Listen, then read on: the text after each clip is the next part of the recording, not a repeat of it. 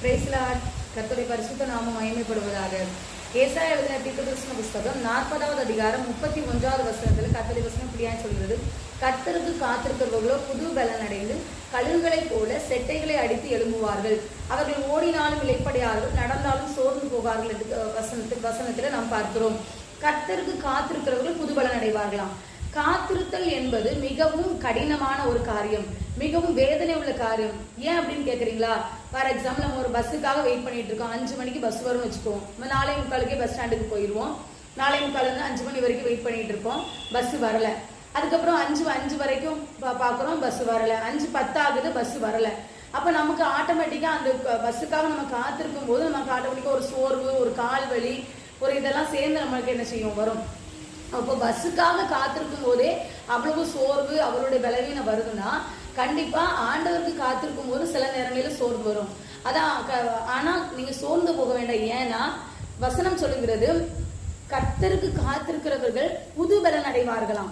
அது கழுகுகளை போல செட்டைகளை எடுத்து பறப்பார்களாம். கழுகு வந்து சொல்லும் போது ஒரு முதிர் வயதுள்ள கழுகு அது ரொம்ப பலவீனமா ஃபீல் பண்ணும்போது ஒரு உயர்ந்த மலையில போய் உட்கார்ந்து தன்னுடைய ரெக்கையெல்லாம் பிச்சு போட்டுட்டு அது கொஞ்ச நாள் அந்த ஒரு கண்மலை வெடிப்புக்குள்ள போய் ஒளிந்து உட்கார்ந்து இருக்குமா.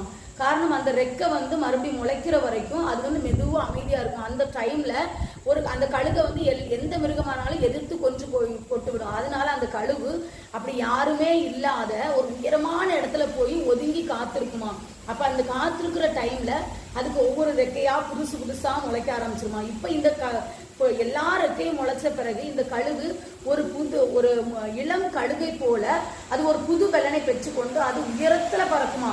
அது எந்த பறவையாலும் பறக்க முடியாத ஒரு உயரத்துல பறக்கக்கூடிய அனுபவம் தான் இந்த கழுகு.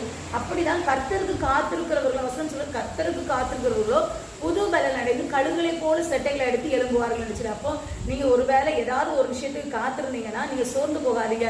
அதுக்கு மேல உள்ள வசனம் சொல்கிறது, சோர்ந்து போகிறவனுக்கு அவர் பலன் கொடுத்து சத்துவம் இல்லாதவனுக்கு சத்துவத்தை பெருகு பண்ணுவார் என்று சொன்ன தேவன். நீங்க ஒருவேளை சோர்ந்து போயிருக்கீங்களா? ஏதாவது ஜெபத்துக்கு பதில் வரல, நான் ஜெபிச்ச காரியத்துக்கு பதில் வரல, நான் எதிர்பார்த்த காரியம் நடக்கல, நீங்க சோர்ந்து போயிருக்கீங்களா?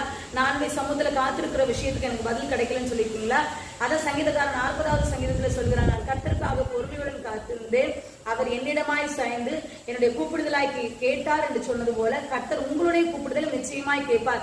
கேட்பது மாத்திரமல்ல, நீங்கள் எந்த விஷயத்துல சோர்ந்து போயிருக்கிறீர்களோ, எந்த விஷயம் நடக்கல என்று எதிர்பார்த்து கொண்டிருக்கிறீர்களோ அதன் மேல தேவன் ஒரு விடுதலை தருவார். சோர்ந்து போகிற உங்களுக்கு ஒரு புது பலனை தருவார். இந்த கழுகு எப்படி உயர பறந்து போகிறதோ அப்படி உன்னதங்களில உங்களையும் பறக்க செய்வார். உன்னதத்தின் மேல் உன்னதத்துல உயர எழும்ப செய்வார். ஒரு புது பலனை உங்களுக்கும் கட்டளையிடுவார் என்று சொல்லி உங்களை வாழ்த்துகிறேன். நீங்கள் சோர்ந்து போகாமல் தொடர்ந்து ஆண்டவருடைய சமூகத்தில் காத்திருங்கள். நீங்கள் காத்திருக்கிற விஷயம் நிச்சயமாய் வரும். நெடுங்காலமாய் காத்திருக்குதல் இருதயத்தை இழைக்கப்படும்.